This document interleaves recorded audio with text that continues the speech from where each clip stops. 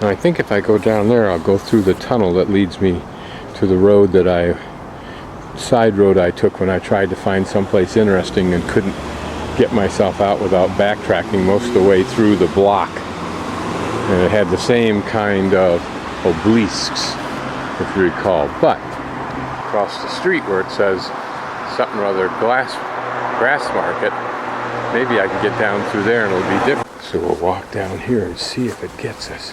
No, it gets me exactly where I was yesterday. So, at King's Stable Lane. So today I'm completely traveling about the castle.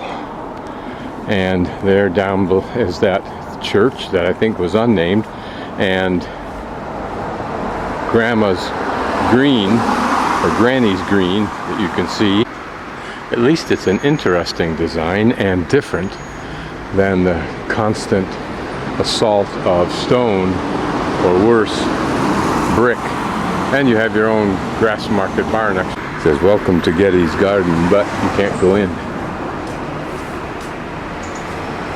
With the sun out for a while, you can almost see what I was talking about yesterday, how pretty this might be if it were sunny and people could get used to it, so it was used.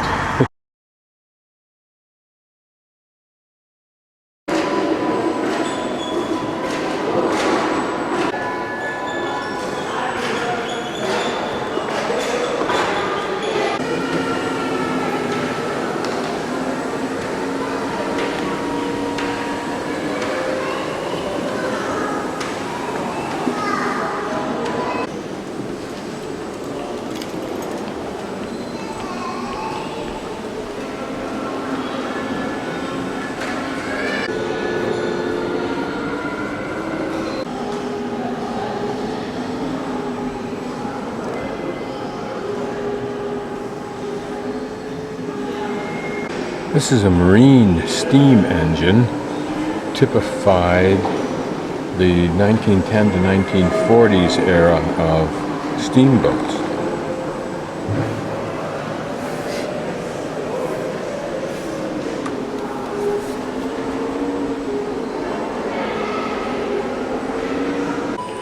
This is a Portuguese carrack, Santa Catarina de Monte Sinai. The ship had at least 6 decks and more than 160 guns. The majority of them probably light rail pieces, about 40 to 50 meters long. This is circa 1641, a Scottish merchant ship.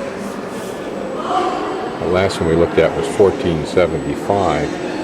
And this one unique in one respect, and that is the sail underneath the bowsprit. This was an Arab design ship seen around 9th century. Fast, maneuverable. Circa 1875, and pretty much represented the definition of full-masted. All the top sails, and then all these in-between triangular sails. Must have been an incredible, particularly in a high wind. This was the Star of India. It carried 300 passengers from London to Calcutta and New Zealand. What an incredible voyage that must have been. From a view it was never seen from until aircraft. This is a half-size model of the Ritchie clock, developed in 1808.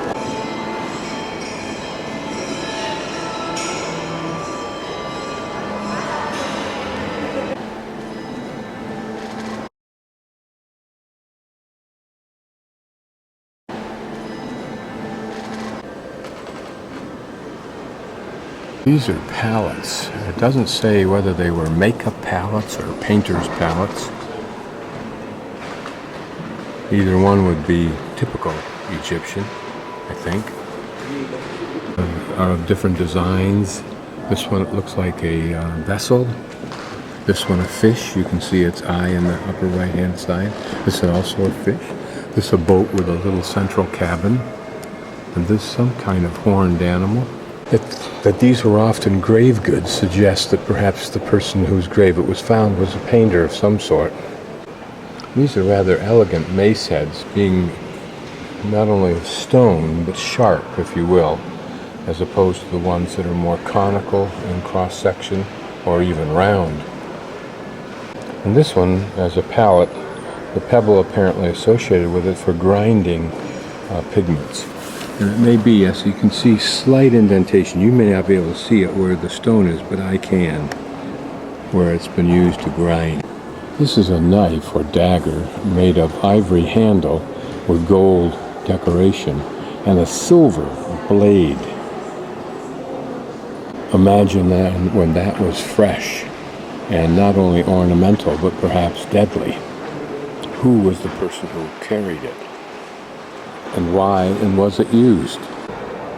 In the background is the city of Memphis, but this depicts an early king going through a ceremony to ensure that the flood would leave the requisite amount of topsoil without too much rain or too little rain.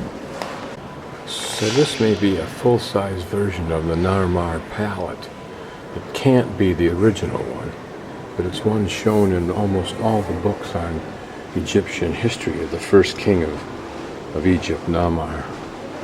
Yes, it's a copy, but at least it gives us an idea of the dimensions of it. Upper left-hand corner, center,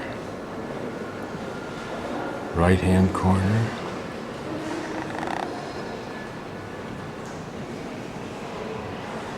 Horus, I think one of the 4 or 5 gods.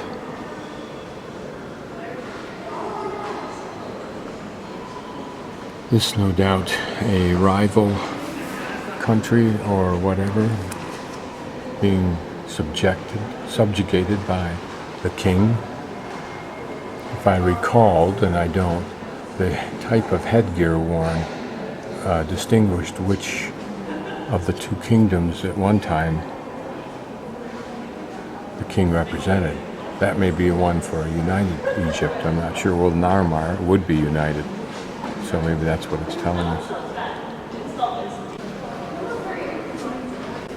And these are castanets, not boomerangs. These are sleeping headrests made of reed. You would think they'd be incredibly rare since they should have just dissolved. These hands and arm are also castanets. These apparently are all toys and or games. Here, an articulated doll. That's very interesting. That must have been the epitome of something in its day. And these are throwing sticks. How they relate to boomerangs, if at all, would be interesting. Much of what we see here are containers of eye paint and other cosmetics. And these perhaps instruments for either making, mixing, or applying them. And here, tweezers and razors. And necklaces, if you will, made of faience, which I think are painted beads, or beads with paint impregnated in them. Hairpins almost look like needles, don't they, for sewing. And combs. These would have been mirrors. Imagine the faces that mirror could show us. This depicts a plastered house in the city of Amarna that Akhenaten built by moving it away from, I think, Memphis, and thus trying hard to strip the power from the religious clergy. However, after his death, they completely reversed it and obliterated the city. Here's a stonemason's shop that makes statues. Here's a little idea of how it would have been done. Interesting representation.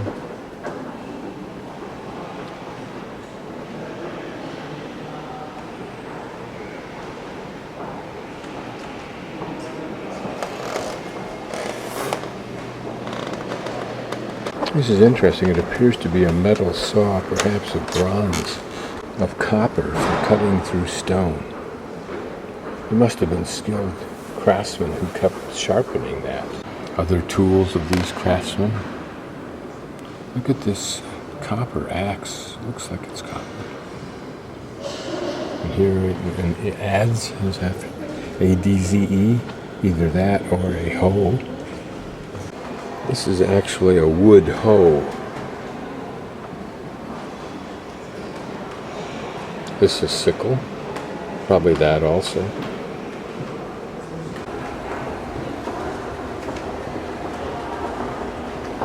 These depict the two crowns, separate crowns.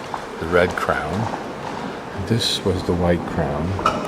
And occasionally they were morphed together. I think that one depicts. This depicts one of the big forts that were built principally in southern Egypt and in Nubia in order to control the Nile.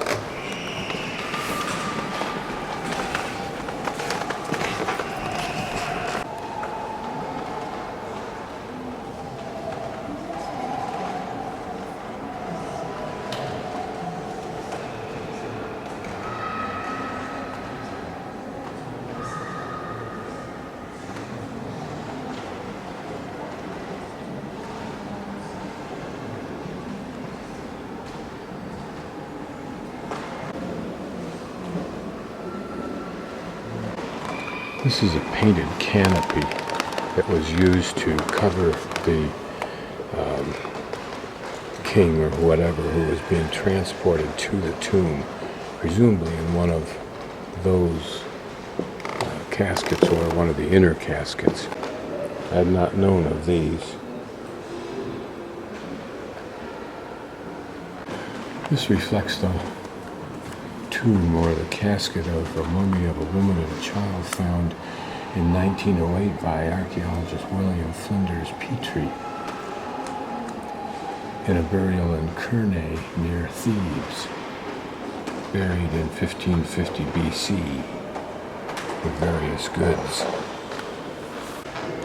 This is called the Book of the Dead, eventually done on papyrus and rolled up and inserted inside the casket along with the body in order to guide the body through the process of getting to the afterlife. You didn't just jump into it.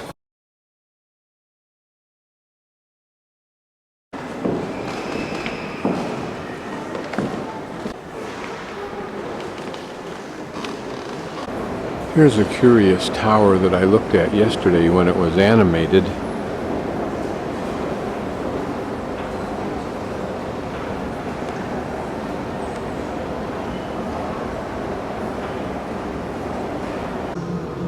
Elaborate stone hoe.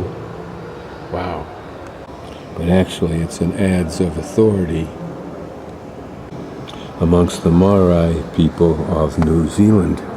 These are obsidian-tipped spears, part of the collection of items that Cook's expedition's people returned to Europe. Here's another model example of a steam engine.